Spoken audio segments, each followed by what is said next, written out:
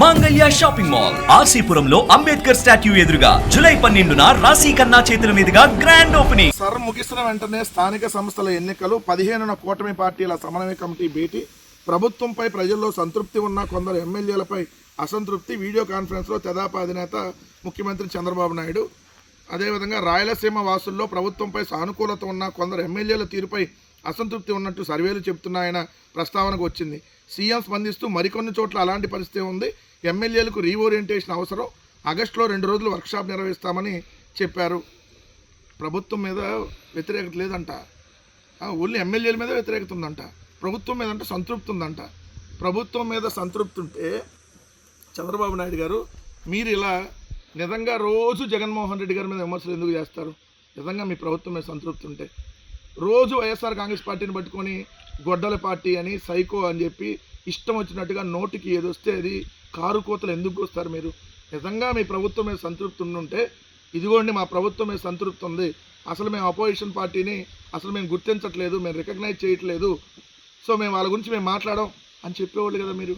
నిజంగా మీ ప్రభుత్వం మీద సంతృప్తి ఉంటే మీ ప్రభుత్వం మీద తీవ్రమైనటువంటి అసంతృప్తి ఉంది. 70% ప్రజలు మిమ్మల్ని అసహ్యించుకుంటున్నారు. ఈరోజు మీకు ఓటు వేసిన వాళ్ళల్లో దాదాపు 50 లక్షల మంది మీకు ఇప్పటికే దూరమైనటువంటి పరిస్థితి. అలా ఇలా దూరం కాలేదు, రోడ్డు మీదకి వచ్చి నిరసన వ్యక్తం చేసి అమ్మ నా బూతులు తిడుతున్నారు మీ ప్రభుత్వాన్ని. ఇదే అమరావతి ప్రాంతంలో మీకు ఓటు వేసినటువంటి రైతులు కూడా ఈరోజు మిమ్మల్ని అసహ్యించుకుంటున్నారు, మీ మీద తిరుగుబాటు చేస్తూ ఉన్నారు. మీకు ఓటు వేసినటువంటి ఉద్యోగస్తులు కూడా ఈరోజు రోడ్డు మీదకి వచ్చి మీకు వ్యతిరేకంగా ఉన్నారు.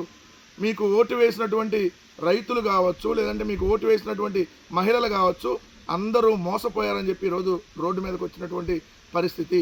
అందుకనే మీరు ఏదైతే కప్పిపుచ్చుకొని ఎమ్మెల్యేల మీదకి నెట్టేటటువంటి కార్యక్రమం చేస్తున్నారో, 164 సీట్లు మీరు మొన్న ఏదైతే ఈవీఎంల ద్వారా అధికారంలోకి వచ్చారు, సో ఆ 164 సీట్లలో 1 కానీ 6 కానీ 4 కానీ ఈ 3 అంకెల్లో 1 అంకెకి మాత్రమే రేపొద్దున మీరు పరిమితం అవబోతున్నారనేది వాస్తవం.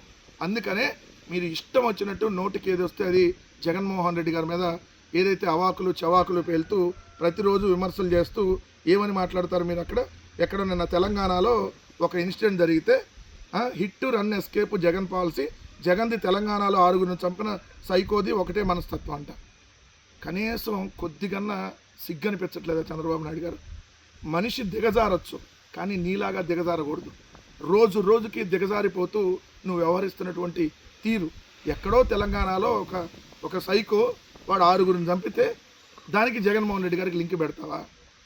అసలు నీకు నువ్వు పొద్దున కొన్ని రోజులు పోయినాక స్కూల్లో చదివే రోజుల్లో వంగవీటి రంగా గారిని చంపించింది జగనే అని, లేదంటే కాలేజ్ చదువుకునే రోజుల్లో ఎన్టీఆర్ గారి మీద చెప్పులు వేయించింది కూడా జగనేనని అది కూడా చెబుతావు. నీకు సిగ్గు లేదు కదా? ఏదైనా నువ్వు మాట్లాడతావు, ఎందుకంటే నీకు ప్రెస్టేషన్ పీక్ స్టేజ్లోకి వెళ్ళిపోయింది. రేపు పొద్దున ఈవీఎంల వల్ల కూడా నువ్వు గెలిచేటటువంటి పరిస్థితి లేదనేది అర్థమైపోయింది. ఎందుకంటే ఆల్రెడీ ఇప్పుడు నీకు ప్రజలందరూ నీకు దూరం అయ్యారన్న విషయం నీకు తెలుసు. అందుకనే పిచ్చి పీక్ స్టేజ్లోకి వెళ్ళిపోయి ఆ ప్రెస్టేషన్లో ఏది పడితే అది నోటికి ఏది వస్తే అది వాగేస్తూ ఉన్నావు. అంతకుముందు కూడా ఇలానే మాట్లాడావు. ఏదైతే బుడమేరకు వరద వస్తే జగన్ గారే కారణమని, మదనపల్లిలో ఫైల్స్ తగలు పడితే జగన్ గారే కారణమని, ఏదో బోట్ అడ్డం పడితే జగన్ గారే కుట్రబట్టి ఆ బోట్ని అక్కడికి తీసుకొని వచ్చి పెట్టాడని, అక్కడెక్కడో బాణసంచా తయారీ కేంద్రంలో పేరుడు తడితే దీని వెనకాల కూడా వైకాపా కుట్రని చెప్పి, ఇక రేపు పొద్దున్న చెబుతాం కొన్ని రోజులు పోయి నాకు సిగ్గు వదిలేసి దేశాల మధ్య కూడా జగన్ గొడవ పెడుతున్నాడు, ఇప్పుడు కులాల మధ్య మతాల మధ్య స్టార్ట్ చేసావు కదా తప్పుడు ప్రచారం. రేపు పొద్దున్న రాష్ట్రాల మధ్య దేశాల మధ్య కూడా కుట్ర పెడుతున్నాడు. ట్రంప్తో మాట్లాడి యుద్ధాన్ని తీసుకొని వచ్చింది జగనే.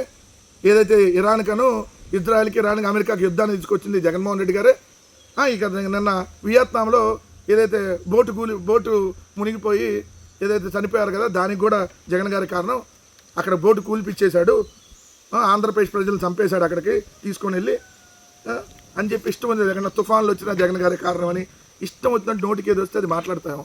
ఎన్టీఆర్ గారి మీద చెప్పులు వేయించింది జగనేనని. సో కొద్దిగా సిగ్గెట్ల పెట్టలేదు దేవుడు, నాకు అర్థం కాల. అంటే నీ ప్రభుత్వం మీద వ్యతిరేకత ఉంది కాబట్టి దాన్ని అంతా అపోజిషన్ పార్టీ మీదకి నెట్టేసి నువ్వు కుట్రలు చేస్తావు ఈరోజు రాష్ట్రంలో. ఇష్టం వచ్చినట్టు నోటికి ఏది వస్తే అది వాగుతా ఉన్నారా? సో కొద్దిగా మనిషిలాగా ప్రవర్తించండి చంద్రబాబు నాయుడు గారు, మనిషిలాగా. నేను వేరే విధంగా అంటలే, ఇంకా కనీసం మనిషిలాగా ఒక్కరోజన్నా ప్రవర్తించారా ఈ 2 సంవత్సరాల్లో? ఈ 25 నెలల కాలంలో చూస్తే రోజు జగన్మోహన్ రెడ్డి గారి మీద ప్రతిరోజు లేచిన దగ్గర నుంచి పడుకునేదాకా జగన్ జగన్ జగన్ జగన్ అన్నీ జగనే చేశాడు. అన్ని కుట్రలంటే జగనే, మొత్తం జగన్ గారంట. ఎక్కడ ఏం జరిగినా జగన్ గారే. ఈ ప్రపంచంలో రష్యాకి యుక్రెయిన్కి యుద్ధం జరిగినా జగన్ గారే. తుఫాన్లు వచ్చినా జగన్ గారి వల్ల వస్తున్నాయంట. కరోనా వచ్చినా జగన్ గారి వల్ల వచ్చిందంట. ఇప్పుడు కడపలో కరోనా కేసులు నమోదైంది జగన్ గారి వల్లే. అప్పుడు జగన్ గారు తెచ్చిన కరోనా కొద్దిగా అక్కడ పెట్టాడు, కడపలో పెట్టేసి ఇప్పుడు జనాలకు ఎక్కిచ్చేసాడు ఆ వైరస్ అని చెప్పు. కొద్దిగా సిగ్గెట్టలేదే, నువ్వెట్ట ముఖ్యమంత్రి నాకు అర్థం కాల. ఎంత దారుణమో ఇలాంటి వ్యక్తులు. నిజంగా చంద్రబాబు నాయుడు లాంటి వ్యక్తులు ఈ భూప్రపంచంలో ఉండటమే ఈ భూప్రపంచానికి పట్టినటువంటి శాశ్వత దరిద్రం. లేకపోతే ఏంటి ఈ మాటలు? ఎంత దారుణమైన మాట. ఎక్కడో తెలంగాణలో జరిగితే జగన్ మనస్తత్వం వాళ్ళ మనస్తత్వం ఒకటేనంట. జగన్ గారి మనస్తత్వం అలా అయితే నువ్వు ఇలా అనుకుంటేవాడు, అసలు ఉండేవాడు నువ్వు? జగన్ గారిని ఎన్ని అన్నా కూడా గజరాజు పోతా ఉంటే కుక్కలు మరుగుతాయి వదిలేయమన్నాడు. నువ్వు బోసిడికాయని తిట్టించినా కూడా జగన్ గారి మనస్తత్వం అదైతే బోసిడికాయని తిట్టినాడికి ఈరోజు నువ్వు చైర్మన్గా ఎన్నుకుండేవాడు. చెప్పులు తీసుకొని చూపిస్తే పవన్ కళ్యాణ్ అనేవాడు ఈరోజు ఉప ముఖ్యమంత్రి ఎట్టయ్యేవాడు. జగన్ గారి మనస్తత్వం నేర మనస్తత్వం అయితే రాజారెడ్డిని చంపిన వాళ్ళు ఈ రోజుకి బతుకుండి నీ పార్టీలో కూర్చొని నీ ఆఫీసులో కూర్చొని ఇష్టమంతటి ఎందుకు వాగేవాళ్ళు?